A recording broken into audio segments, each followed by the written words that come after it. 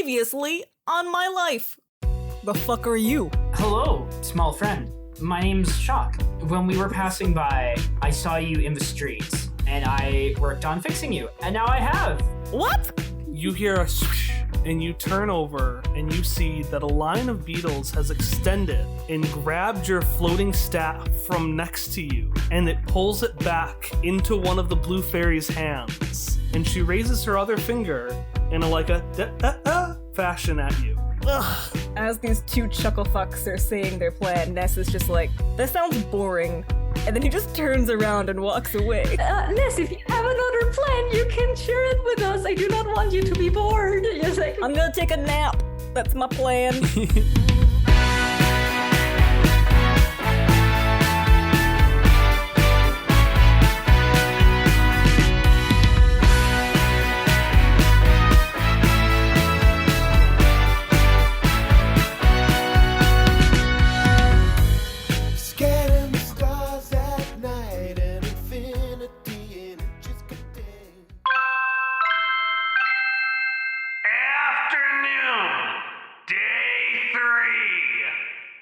Alright, so we're gonna hop back a bit to the morning of afternoon. So we're gonna hop back to the afternoon of day 2. Day 3? Isn't that what we just played? Yes, sorry. I'm so smart. Afternoon of day 3. We're gonna hop back for a second to the afternoon of day 3. Ness, you have just decided that whatever Shock is doing, who even really knows? It's boring. It's boring. And you don't want to be there. I don't want to be there. So what is Ness up to? What are you up to, pal? Ness wants to... He's gonna wander back on down to that mail room they were in. So he wants to see if there's any way to tell from the mail room where the blue fairy might be located. Like, I don't know if there's like a room number next to the mail cubby, something like that. So you're interested in finding this blue fairy, you say? Yeah. Alright, well, there are a couple of issues. The first, which I don't think matters, is that the names are kind of high up. So you definitely have to climb on top of and break a lot of these tubes. Oh, Shock does. Not Shock. Ness doesn't care. Thing number 2, the blue fairy is not under the blue fairy. She has a name, and it's not that... I don't even think you know of her as the Blue Fairy. Has anyone called her by name when Ness was around? I don't know. What was she announced as at Nano Fight Club? Was she announced at all? No, they just said, oh, there's a new competitor. Ooh, okay. Okay, so instead of the mail room, because he doesn't have a name to operate on, Ness would go to, like, whoever the MC of the Nano Fight Club was and be like, where can I find that, like, fairy person? Okay. So he remembers that there was this weird goat man. He was a very buff man who sounded like a goat. That's what you remember about the presenter. Well, none of these names say goat. That doesn't help me. Well, what are you gonna do with that knowledge? How are you gonna find this goat man?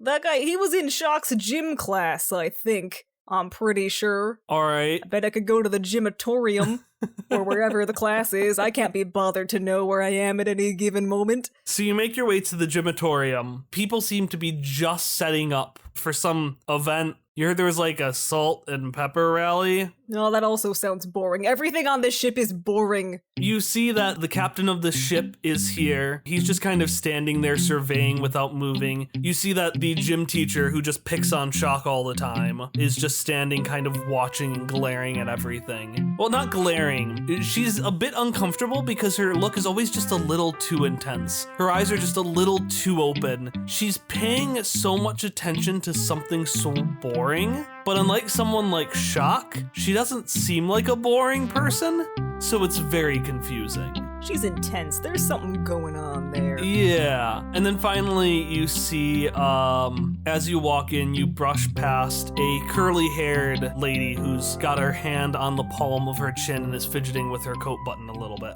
Des tugs on the jacket of the lady that he's passing and says, hey, I'm looking for, the goat man. I don't know his name. He's a goat. And this woman turns to you and she says, you're looking for a goat man, you say? A man who is like a goat or a goat who is like a man? This is an interesting puzzle. Is it?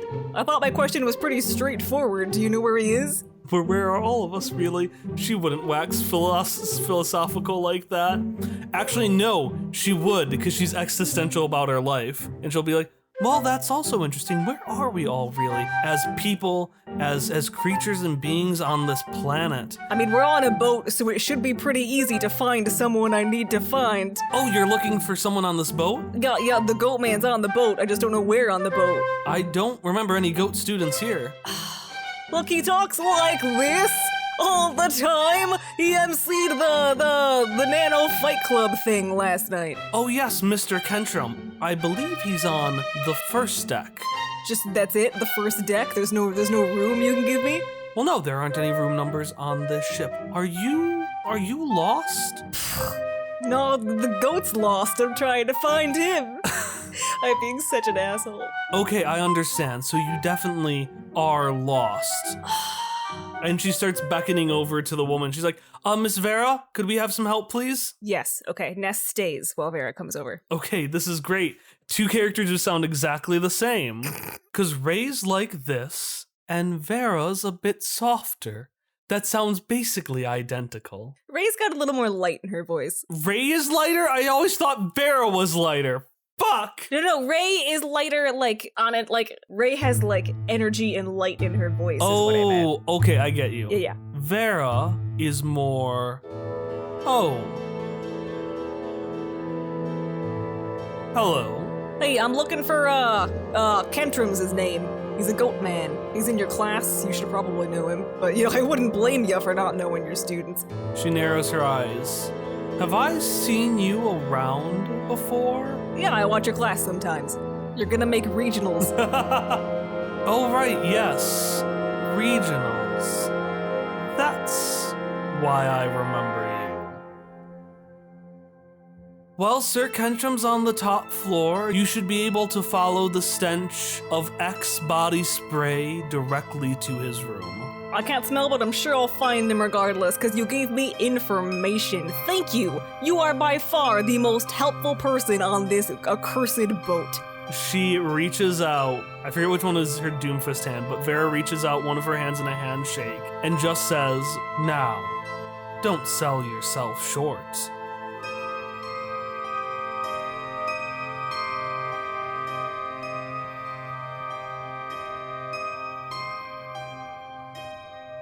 Ness aggravates every villain and ally. The miniseries. In response, I'll be like, "Thank you. It's nice to be appreciated." And then he'll toddle off in the direction of the top deck. So yes, you can physically see this X body spray. Excellent. You can see it missed its way to the goat man's door, which is not labeled. We don't have names on the door. You just have the little like cutesy things they'll put on dorm room doors. Yeah, we've got those. I think they were inspired by Calaval, if I remember correctly. Yes, they were. Okay. Ness knocks on the door, but not politely. It's like, bang, bang. Doesn't open. Ness jumps up and tries to open the doorknob. He's short, so imagine he has to jump and then use the weight of his whole body to turn the knob. Yeah, give me a roll for this. All right. This is my first roll as Ness, and the dice could go either way. I could roll horribly because of what my life is like, or only Ness could roll well. We'll see. It's a 1. So the answer is none of my characters will ever roll well. I truly didn't expect it to be a 1. I thought maybe a 3, maybe a 5. If I'm lucky, like a 6, which I always roll, but no, it's a 1 for Ness. Alright, so I figured out what the bad thing is going to be, but it's not a direct bad thing, so I won't explain what. So you go, you hammer on the door, you try to open it up, and nothing works. And as you're just like, fiddles, I don't know what kind of curses Ness says. Biscuits. Yeah, as you're like, biscuits, you notice that there is, on your right boot, a little blue beetle. Oh, hey! He's gonna try to get it on his finger. It's weird, it doesn't seem responsive at first, and then it's immediately responsive, and it like very strategically gets up on your finger. Hey, you were with the fairy that I'm looking for. I don't suppose you can show me the way, can ya? The beetle flies up and starts to fly off. Whoa! Ness chases her down the hall. I feel like we need to describe this whimsical chase. Ness just skipping down the hallway after this fairy. Not this fairy, this blue beetle. You could animate this in like a Studio Ghibli type style, and it would be magical. I'm putting on the most whimsical music right now because we can't describe it, but we need to know how it feels. And you whimsically traipse down all the staircases. You probably slide like on the hand railing. Whee! And the beetle continues to buzz around, and it starts going back towards the gymatorium. And then suddenly it veers right, and it slips itself underneath the doorway to a supply closet. Ness tries to jump up again and do the doorknob thing, just to see if it's open. Yeah, it works. Yes. And you find yourself in a little supply closet with supplies that are all placed in a exactly perfect spot. There's like little timers to indicate how long you've taken them out, and you'll get penalized if you take it out for longer than you're supposed to take it out. So there are these little like markers on each of the supplies. And the beetle, when you enter, is not there. Ness glances around to see what's in the supply closet. Mostly, he's looking to see if the beetle has landed anything specific, but he's also looking for the reason that he's looking for the blue fairy in the first place, Shock's strong glass staff. Give me a roll. 14. You don't see the beetle, you don't see the staff, but you do notice that one of the supplies, a little bucket, its timer thing is busted. It's just blinking at 000. Huh. Is there like a label or anything? No, it's just a bucket, but it should be worth noting that these are shame labels. If you don't get them back in time, not only do you get penalized, but like a message will be broadcast throughout the prodigious being like, this person doesn't do their job. This person's a dough about. This person's lazy, just letting you know that if you have it out for too long. Like a howler? Yeah, like public punishment. So if you removed anything else, you would have to put it back at a certain amount of time, but this bucket... Mm-hmm. Well, the thing doesn't work. But there's nothing indicating what was in the bucket? Or the bucket itself is the item that you can take? The bucket itself is the item you can take, but I should note that... I thought that was like the empty reciprocal, that's why I was looking for a label. No, the bucket is the thing you can take, and it's pressed against the wall. Okay, Ness picks it up. And behind it, you see a little hole. Oh! Ness puts the bucket on his head, like a hat, and then crawls through the hole. Give me a quick roll. 10. Ness bumps his head twice before he can fit in with the bucket. Oh, cheese crackers. You're not that big! Alright, so... you start making your way through this really kind of damp, thin walkway. It feels like only really you can kind of squeeze yourself through. And as you turn around, you start to hear some voices through one of the side passageways.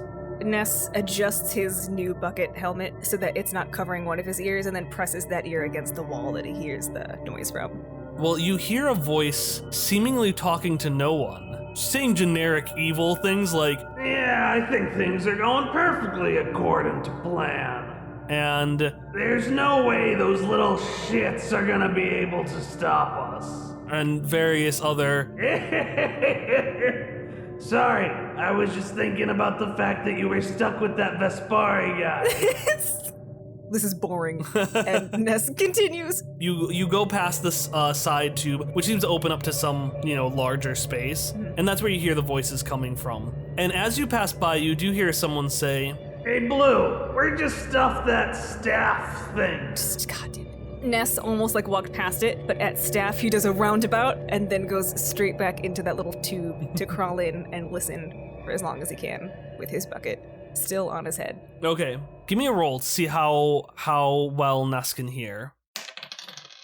17. Oh, fucking hell. You hear so good. God, this bucket's really acoustic. Yeah, this bucket's really acoustic. You're also closer to the, opening into this area. And so you'll hear them continue talking of how... once we release the swarm, and the world watches as the face of Key tears itself apart, there ain't gonna be anything to stop this war. And then there are always these weird pauses in between these moments of them saying things and then just waiting for a response of somebody. And do I hear the response? No, you don't hear a response. It's as if the other person isn't speaking at all. Interesting. Something you do notice, though. You see the bug again. You see it. It buzzes in from the open end of that pipe and just lands at your... I'm assuming you're on your hands and knees. Yeah, he's almost laying on his stomach with his chin on his hands. It actually lands on the bucket. You can see it right at the top of the bucket. Oh, hey! you whispers, "You're back." And the fly, after hearing that, buzzes up and flies back out through the hole. Ness is going to follow it, but before doing that, inches a little bit further forward to see what the room below looks like, to see if the staff is in there. So you look in and you see what looks like to be almost the inside of an indoor pool. If you took a underground pool, like an in-ground pool, and you removed all of the water out of it. Okay. Inside of it, you see a handful of boxes and platforms. You see a couple of spare cars. It looks like they didn't have enough space to fit it in the third deck, so they also just stuck some in this empty pool space. I was about to ask if the ladybug was there, but he wouldn't recognize the ladybug. The ladybug is not in there. The ladybug would have filled up this entire space. Okay. On a couple of the boxes, you also see some cameras that are kind of moving around and surveying the area. You see 3 small baseball-sized platforms are all at the edges of this pool. And in the center, you see what looks like this large, kind of metallic Jenga tower with different blocks jutting in and out. Right next to this Jenga tower, you see that blue lady. Oh, there she is. With these big, flapping, fuzzy wings. And she seems to be looking just kind of around her as this voice speaks, and you can't see where this voice is coming from. And finally, behind one of the cars, it's going to be a VW Beetle for shits and giggles. You see the blue beetle on top of this weird glass tree thing. Ness, upon seeing the weird glass tree thing, whispers to himself, "Bingo." And I'm assuming he's like up high, right? In like a tube. Yeah, you're up high. There are lots of boxes and He'd have to like clamber down, and that's, yeah. It's just the blue fairy in there. As I said, you see a handful of security cameras, but besides that, you don't see anything else. And based on Ness's vantage point, can he feasibly climb down from this tube without being seen?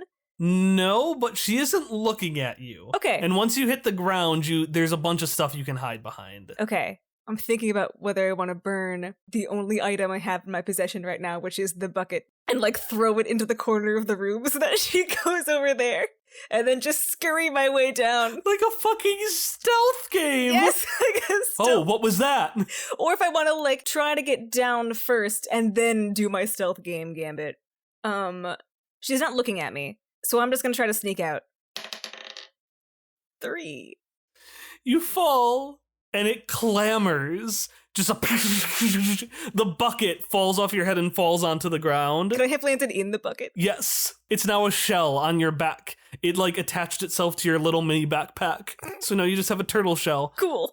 So you hit the ground, just it clamors all about the place. Ah! And a couple things happen. The woman goes to turn for a second and then stops. You know that kind of thing where you half turn to see, oh, did I hear something? But you don't completely look around? Yeah. So she does that and she goes and she looks. And I'm assuming Ness is just like, still. Yeah, he's doing the T-Rex. She can't see me if I don't move. And He figures it's better than causing more noise by scurrying behind something. as the bucket settles, she keeps looking, turns closer, pauses. And then as that happens, you hear some sloshing from a pipe on the other side of the room, and you see that asshole teacher, the gym one, drop out of her side of the tube, and she starts talking to this woman who turns away. Okay. Ness edges his way behind the first cover available, and then unsticks the bucket from his little backpack and puts it back on his head, and continues edging his way like against the wall to try to get to where the staff is. Yeah, you can do that no problem, and within seconds you're next to the staff, right behind one of the tire wheels. Is the beetle still on the staff? The beetle is still on the staff, yeah. I reach out for the staff, and Ness is like, "Okay, thank you. You can go now," to the beetle. The beetle is unsure at first, but I'm gonna say as you're walking, the beetle eventually raises up and flies away. Okay. I'm assuming you start just army crawling your way back. He's just army crawling his way back, scuttling his way back. So you go to make your way back, and you hear Vera start to speak. All I'm saying is that Shock has potential, even if he hasn't embraced it yet. He could be an ally. Does Ness respond to that at all? He slows down. Yeah? And what do you suggest we do about it? Seems like a goody two-shoes to me. Well, and then there's silence for a second, and you hear the wings flutter. It's exactly as Arya said. We are, in our own way, doing good. Shock could be very helpful for us. He just has to make a hard choice. And what if he chooses wrong? Then we'll kill him. Ness has stopped to listen to the conversation. He, after hearing that important part, continues trying to crawl to get out. And as you do, for that brief moment that you pause, the beetle finally takes off from your staff and flies back. And the muffled voice goes, What was that? All right, now he's scurrying faster. Now he's just gonna bolt now because he knows what's happening. But he's got to get back to Shock. and you hear Vera's voice get louder and closer as she says, "See, Arius? I told you he would come. After all, he's the most helpful person on the Prodigious." Oh, god damn it! Fuck that line! I need you to roll speed defense. 5. The next part happens fast. You hear a crunch and a crash, and suddenly, the car's wheel that you were behind hits you square in the head and topples you over, as the whole thing is sent barreling into the wall of this pool. Behind it, this professor takes one of her arms, which exhales a bit of steam and it looks kind of segmented and a little bigger, and she kind of flaps that hand a little bit as everything rests back to its natural position. That hurts Ness's vision a lot. One of his light bulbs breaks, and the other one is struggling to see. All it can see through the blurriness is that little beetle flying in front of it, his little friend. And behind it, it starts to multiply more and more. At first it seems like you're looking and seeing double, then triple, but no, it's an entire swarm, which starts to fall down upon Ness and starts picking out small, deliberate parts. Oh no! Starts unhinging some of his claws, starts unhooking some of the wiring. Oh, I have to get to Shock. And they start going into this little hatch in your back. I have to get to Shock. And they start to disalign small components. I have to get to Shock. The exact bits and pieces that Shock had used his electron arthroscope to realign. I have to get to Shock. I have to get to Shock. So you feel Vera. You see the blue fairy. And the last thing that happens before Ness loses all thoughts is he hears Ezra.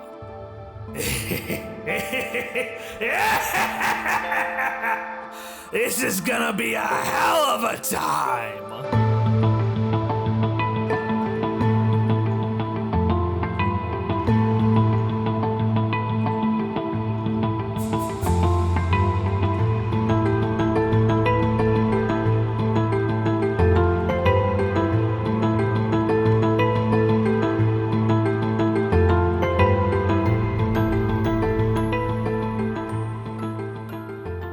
No. Rachel! Rachel! Where are the other drugs? He may have people in class refer to her as like Miss Linetti. Vera Leani. Not Linetti, Leani. Yeah. I heard Linetti and I'm like, that's a Brooklyn Nine-Nine character. It is. Oops. Gina Linetti is just now one of the main antagonists of Quest Friends. But she could be, is the thing. That feels right. Been around for a billion years and she stopped giving fucks a long time ago. Regionals. Ness knew that was a joke, but now he's gonna repeat it so often that it becomes a real thing. The Neens don't think it's a joke. They just pop out of the bleachers. Regionals. Ness does like the Breakfast Club walk off where he like puts his fist in the air. It's like regionals as he walks away. Hi, it's Kyle for a quick second. Thank you so much for listening to this week's episode of Quest Friends. Our intro and outro song are Friends and Hitoshio, both by Miracle of Sound, and we will be back in 2 weeks for Quest Friends episode 54, Crime and Courtship, part 18. I'll see you then.